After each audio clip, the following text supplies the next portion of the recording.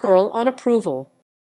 Girl on Approval is a 1961 black and white British drama film directed by Charles Frend and starring Rachel Roberts, James Maxwell, and Annette Whiteley. Its budget was £22,494. Plot: Mr. and Mrs. Howland arrive at a children's home to collect Sheila, a troublesome 14-year-old who has had several foster parents before. They are taking her on approval for the weekend. They already have 2 children. They are warned that she thinks nobody wants her. We are told her father is unknown and her mother is in prison. They are told not to spoil her. They do not take her immediately. The social worker drives Sheila to their house on a Friday. Sheila tries to jump out of the car while they drive. Sheila sits annoying the dog and picking a hole in the settee. She comes when they call her a young lady and offer her a sweet. Mrs. Howland finds her suitcase packed and coat on in the middle of the night. After a fight, she makes her a plate of chips, but he is still unsettled. She says she is not used to sleeping alone. So Mrs. Howland joins her. She is allowed to sleep into 11:30 and given a cup of tea in bed. Mr. Howland gives her a present, a pair of roller skates. She starts calling him auntie and uncle. Mrs. Howland goes shopping, and despite being charming, Sheila wanders off and steals a watch. Mrs. Howland returns it. It becomes clear that Sheila's behavior is a defense mechanism to stop herself getting hurt emotionally.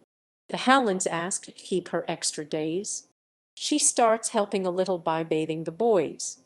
Mr. Howland takes her to see The Treasure of Monte Cristo at the cinema. She moans about the seat. She starts to cause a rift between the couple. Mr. Howland goes to speak to the social worker, who sees it as a vicious circle and fears Sheila will treat her own children badly. Sheila starts hanging around Mr. Howland, and Mrs. Howland starts getting jealous. They get snappy with each other, so and wants to send her back. But they persevere. Mrs. Howland takes Sheila for a new hairdo. Sheila gets the scissors and cuts it off. Mrs. Howland goes to the social worker, who points out that if her own children don't say thank you, why should she expect Sheila to say thank you? And buys Stephen a toy gun. Mr. Howland snaps it in half as he disapproves of more toys. Another fight starts between Anne and Sheila when she refuses to pick up her wet towels in the bathroom.